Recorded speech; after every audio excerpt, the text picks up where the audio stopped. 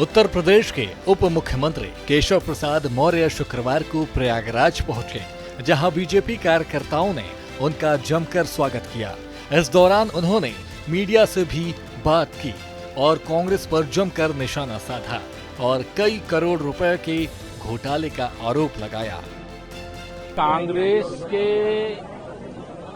अब स्वर्गीय श्री राजीव गांधी जी जब प्रधानमंत्री थे, वो संसद में खड़े होकर के इस बात को कहे थे कि हम 1 रुपया अगर किसी गरीब के लिए, किसी किसान के लिए, किसी मजदूर के लिए, किसी विकास कार्य के लिए भेजते हैं तो 15 पैसा पहुंचता है। अभी मैं वो हिसाब जोड़ रहा था, जब लखनऊ से प्रयागराज के लिए चला तो लगभग 68 लाख करोड़ रुपया, अगर जितने बजट आए हैं उसमें जो चोरी की गई है, जो भ्रष्टाचार किया गया है कांग्रेस के समय में, वो 68 लाख करोड़ से अधिक होता है। तो चोरी और सीनाजोरी, भ्रष्टाचार के दलदल में जो डूबे हुए हैं, उन्हें गरीब कल्याण नहीं दिखाई देगा। भ्रष्टाचार रोकने के लिए जो कड़े और बड़े कदम उठाए गए, जो 55 करोड़ से अधिक प्रधानमंत्री जनधन योजना से खाते खोले गए, जिसके माध्यम से डीबीटी के माध्यम डायरेक्ट बेनिफिशियरी को जो पैसे ट्रांसफर करने का काम किया जा रहा है, ये बात कांग्रेसियों के समझ में नहीं आएगी, भ्रष्टाचारियों के समझ में नहीं आएगी। यह माननीय प्रधानमंत्री माननीय श्री नरेंद्र मोदी जी के नेतृत्व में भ्रष्टाचार मुक्त भारत, विकास से युक्त भारत, आत्मनिर्भर भारत, 2047 तक विकसित भारत, यह एक जो संकल्प है, उस संकल्प की दिशा में ऐतिहासिक कदम है।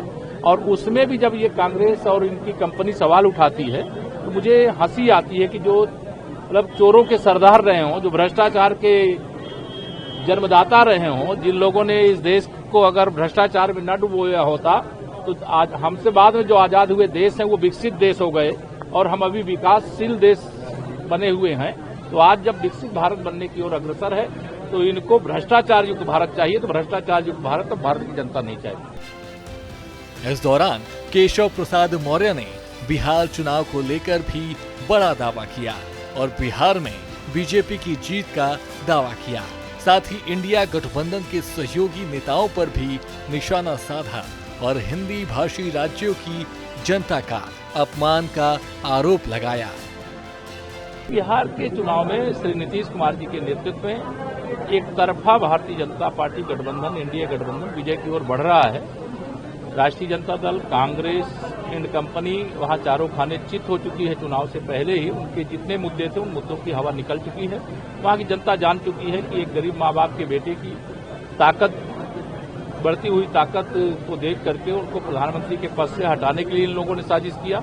अब जो विशेष तौर से वहां के गरीबों के लिए, वहां के किसानों के लिए, वहां की महिलाओं के लिए, वहां के नौजवानों के लिए, वहां के श्रमिकों के लिए, वहां के बिहार के विकास के लिए जो नीतीश जी के नेतृत्व में काम हो रहा है, वह एक पिछड़े हुए राज्य को अब विकास के पथ पर आगे ले जाते हुए राज्य देख करके राष्ट्रीय जनता दल को अपना जंगल राज्य याद आ रहा है और कांग्रेस का अपना भ्रष्टाचार वाला राज्य है। गुरु ब्रह्मा गुरु विष्णु गुरुदेव महेश्वरा, गुरु साक्षात परब्रह्मा तस्मै श्री गुरुवे नमः। गुरु का स्थान बहुत ऊंचा है और उनको सबको शिक्षक दिवस पे प्रणाम भी करते हैं, उनको शुभकामनाएं भी देते हैं और उनकी जिम्मेदारी बढ़ गई है।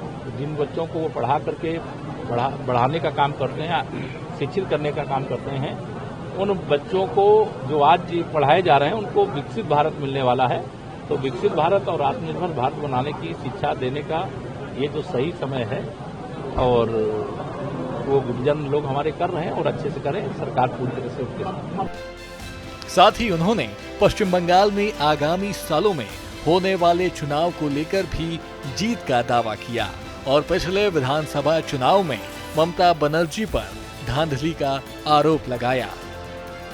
ममता बनर्जी जी चली चला की बेला में है। पश्चिम बंगाल में कमल खिलने जा रहा है।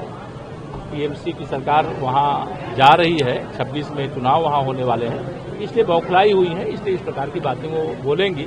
लेकिन उनको मालूम है कि पिछले विधानसभा चुनाव में तमाम धांधली अगर नहीं करती तो कमल का फूल वहां खिल गया था। लेकिन इस बार वहां की जनता एकदम तैयार बैठी है। माननीय मोदी जी के नेतृत्व में देश और भाजपा की अगुवाई में पश्चिम बंगाल प्रदेश, या दोनों डबल इंजन की सरकार वहां भी चाहिए। उसके लिए लोगों को बड़ा समर्थन मिल रहा है भाजपा को, इसलिए बौखलाई हुई। गौरतलब है कि बिहार के बाद पश्चिम बंगाल में भी चुनाव होने हैं, जिसे लेकर तमाम पार्टियां तैयारियों में जुटी हुई हैं। अब देखना ये है कि बिहार और पश्चिम बंगाल की जनता किसे अपना महत्वपूर्ण वोट देती है। ब्यूरो रिपोर्ट, सूर्य समाचार।